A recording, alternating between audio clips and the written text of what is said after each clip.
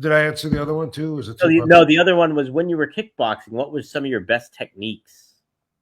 One of my best techniques was that I was durable, which meant I could take a good punch. Oh, Yeah.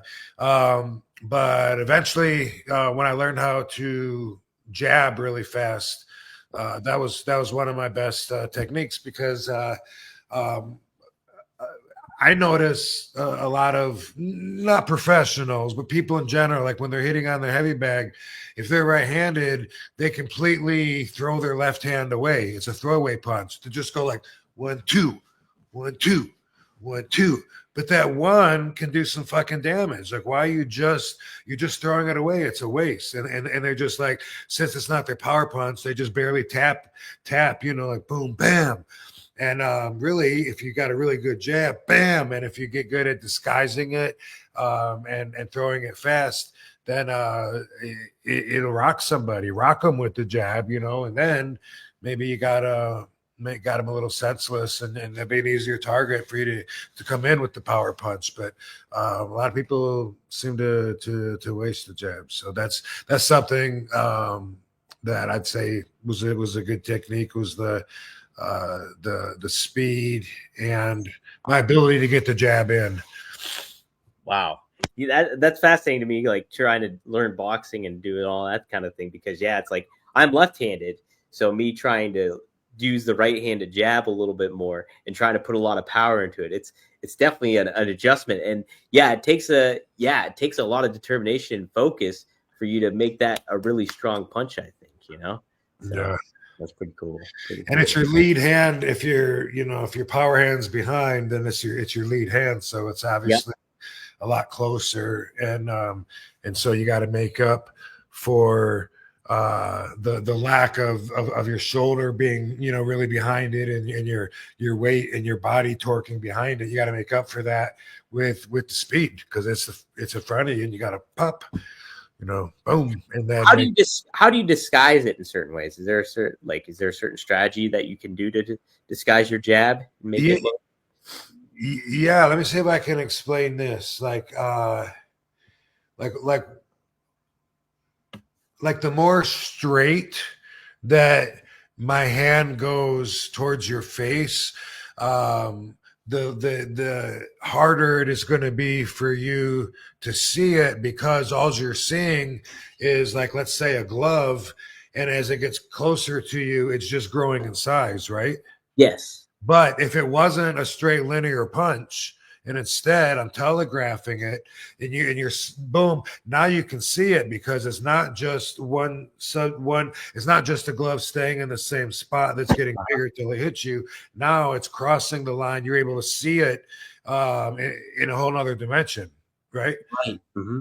Because just like straight at you is like it doesn't go sideways, doesn't go up or down. If it's just bam, and so likewise, so if you see it, you telegraph, you got a way better chance of seeing it if it goes sideways or up or down.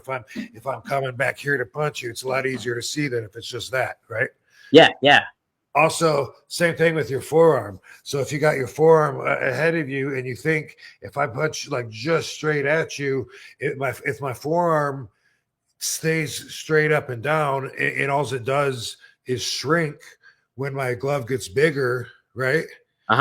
That's a lot harder to see than if you see my forearm, like covering side to side, up and down. If my arm is moving anywhere around here, you're going to be able to see it a lot better than if it's just bam. Right. Does that make sense? That makes plenty of sense. So, for example, so if you're in a kickboxing match or anything like that, or any kind of match, so sometimes you would disguise the jab by just keeping it straight, but then other times you would make a punch that makes it like more deliberate, like you see more of a forearm and stuff like that. Would you mix them in between? Well, but then it's not a jab. Okay. Then it's a cross. Yeah, sure. And sometimes that's what's available. That's the target. Sometimes it's what you plan with a combination or something. You might go jab, jab, uppercut, and you might have a several move combo. But when it comes to just a jab, I want it to be hidden. You always want it to be straight. Like, Yeah. yeah, because that's how you throw. And another thing is like the way that I was taught, and everyone has different techniques, but was to look over my glove, and that way my glove is, my gloves are kind of covering my face, but when I'm looking over my glove and then I just punch like straight at you, it's just, it's like an eye to eye, bam. It's a lot harder to see than seeing it come from somewhere else. From over there, yeah, because it's the closest thing to you too, so it's bam. Bam. Yeah. And you get it fast, and you get that snap with your wrist, boom, that you learn to do, and it's not a wasted move. Now it's like you get that in there, boom, might do some damage. Yeah, absolutely. Yeah, catching somebody off guard like that. Another question when it comes to it, do you always? I kind of started to learn like. Well, which by the way, let me just get this in. Sure. Yeah. When I was learning, though, the guys that were training me, they could throw that hook that you're talking about, and they were just so fast with it that it was probably even faster than my straight on jab, that I was trying to perfect at the time. One of them was Terry Gay. He was the kickboxer that I trained with at Super T's Karate. And another one was Troy Nesbitt. He was a Golden Glove boxer and a street fighter. He was one of the kids in school that was always getting in fights and known for being really tough and kicking a lot of ass. And we used to play on his trampoline. That's one of the places I learned on my flips. But he came to my ring when I had my ring set up at 84 Lumber in a storage place that I was paying $200 a month for in training. And at that point, I didn't really know that much. I was like really green in it. And I just remember that like he was like so fast that he, he'd be like this. He could even have his hands kind of down. Like he would like switch them up, and would do all that shit. But I wouldn't see it coming at all. And it would do so much movement that I should have been able to pick on. I mean, it wasn't hidden at all. It would come around the world like this and bam.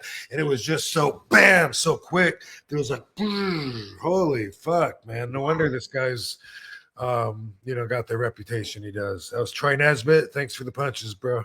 Damn, that's wild. Yeah.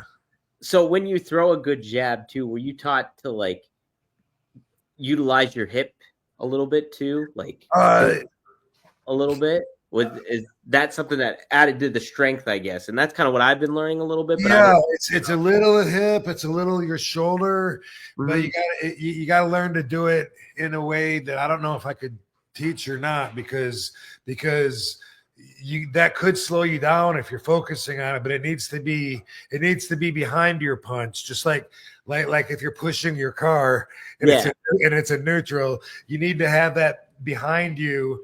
But your fist still needs to lead the chase. It's hard to explain, but yeah, it's the shoulder and the hip and your foot even, like your your lead leg is gonna take the stress and the weight as you lunge forward with that, and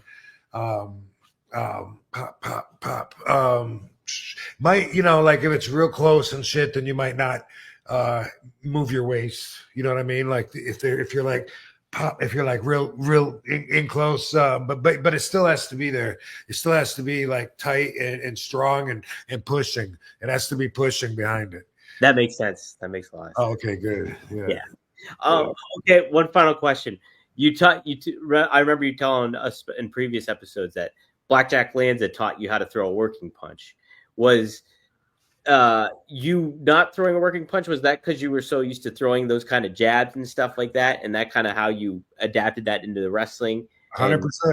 Yeah. Mm-hmm. Yeah, I never got taught to punch like at Sheik school. It was all about grabbing and bringing them in close and really grappling and shit. It was It wasn't about trying to throw work punches. It wasn't about camera angles. It wasn't about TV wrestling. It was about learning the foundation and and then we knew what we were watching, so we could expand on that when Sheik wasn't around. But yeah, absolutely. Like I did the punches look like shit on TV because I wasn't telegraphing them, and they were just bip bip, and they look like crap. So you do the opposite if you're doing a movie, or if you're in wrestling where you want a really dramatic punch. The exercise that I learned at Storm King Mountain's action movie making weekend seminar that I went to a few times, but there's the exercise that we learned to throw the punch is you reach behind you like you're grabbing a bottle of beer off the bar to hit somebody with. So when you punch them, you come way back here, crack. Oh, yeah. You grab that bottle, and that was an exercise that we learned, and that's the opposite of what you want to do in a boxing match or a real fight. Well, the funny thing, so I was on set for Creed, the one Rocky movie, and it was Michael B. Jordan and Tony Bellew. Tony Bellew is like a legitimate like boxer and stuff like that from Britain, and they literally went through the whole round to film. Like they would box the whole round out, and so but then Stallone, I remember Stallone stopping the whole thing, and then he gets in the ring. And so they were doing like really regimented actual boxing kind of thing. But when Stallone did it, he's speaking to what you were saying, like making it for the camera. And it was like, damn, that's a Rocky punch right there that he's throwing, and like showing them how to do it in a different way. It's pretty fascinating stuff. Yeah. Yeah. Pretty cool. All right. Yeah, I actually had training to do it in movies at those the action movie making weekend seminars that I went to. I did like 2 or 3 of them. Had a lot of fun at those, and that is how I got hooked up with my first movies that I did too, because they were, casting, and there was a tryout at the end of it. That's how I got cast for Blood Moon, first Super Fights, and then Blood Moon. Holy shit. Yeah, from this thing that I paid like a mark and went to Hudson, on the Hudson River, Storm King Mountain in New York. And that's where I met Keith Hackney. Keith Hackney was the White Tiger. He was in UFC, the dude that knocked the big dude. Oh. Yeah, I always get his name. I think his name was Emmanuel Yarborough, the really, really big dude. But anyway, yeah, big 600-pound dude, and he hit him with a ridge hand, bam, and went down, and boom, broke his hand. Anyway, not important, but those things, like I learned how to work like the camera and stuff like that for movies, but I still threw a shitty punch in wrestling for another 10 years. Did you just didn't like it didn't dawn on you or necessarily? Not really, no, because like in a movie you don't want to make contact. Sure. Yeah. You just have to cross the eye line and time it, with the reaction, and you don't really want to touch each other. But with wrestling, that looks like, people know if you fucking, hey, you didn't even touch him, and it looks like shit. Yeah, true. I hate when I see that, but it happens, and so yeah, so I didn't do that. So I was still doing my own shitty punch, which was kind of like my shoot punch, but not hoping I didn't knock the guy out. You know what I mean? Yeah. And yeah, Blackjack Lanza eventually taught me, and then nobody noticed that all of a sudden I could punch, but nobody was saying my punches the shits anymore. Yeah.